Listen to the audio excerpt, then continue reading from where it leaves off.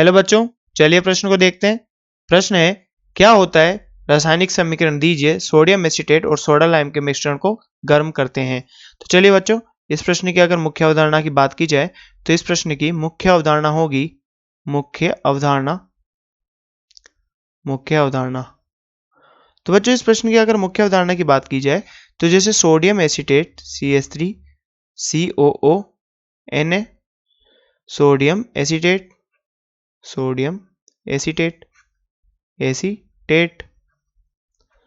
तो बच्चों, जब हम सोडियम एसीटेट को सोडा लाइम के मिश्रण के साथ, सोडा लाइम का मिश्रण क्या होता है बच्चों, NaOH प्लस CaO, इसे बोलते हैं लाइम और इसे सोडियम हाइड्रोक्साइड। तो जब बच्चों सोडा लाइम के मिश्रण के साथ इन दोनों का मिश्रण को जब साथ में गर्म किया जाता है, बच्चों हमें क्या प्राप्त होता है? बच्चों हमें प्राप्त होता है methane plus carbon dioxide gas. तो बच्चों हमें प्राप्त होता है methane plus carbon dioxide gas, carbon dioxide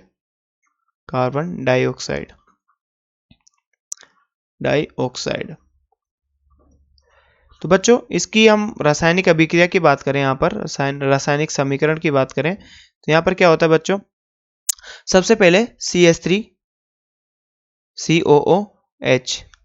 बच्चों, अगर इसकी रासायनिक समीकरण की बात करें यहाँ पर तो सबसे पहले क्या होता है CH3 COOH।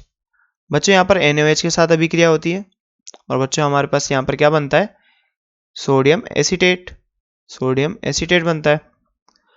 अब बच्चों सोडियम एसीटेट यहाँ पर बनता है तो ये कैसे बनता है बच्चों? यहाँ पर इसकी क्रियाविधि देखते हैं। तो बच्चों यहाँ पर ये एसिड है, ये बेस है। तो बच्चों एसिड बेस रिएक्शन होती है, यहाँ पर अम्ल क्षार अभिक्रिया होती है, ये अम्ल है, ये तो बच्चों यहाँ पर ये क्षार है।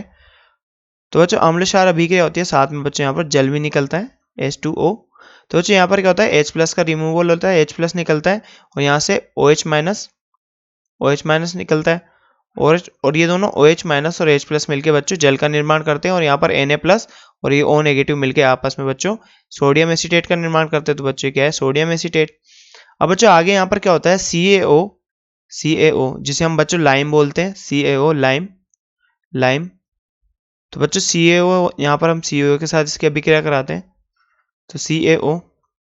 अब बच्चों यहाँ पर CaO उपस्थित होता है तो CaO क्या है बच्चों? लाइम होता है और ये ग्रे वाइट कलर का होता है, सफेद ग्रे कलर का होता है ये।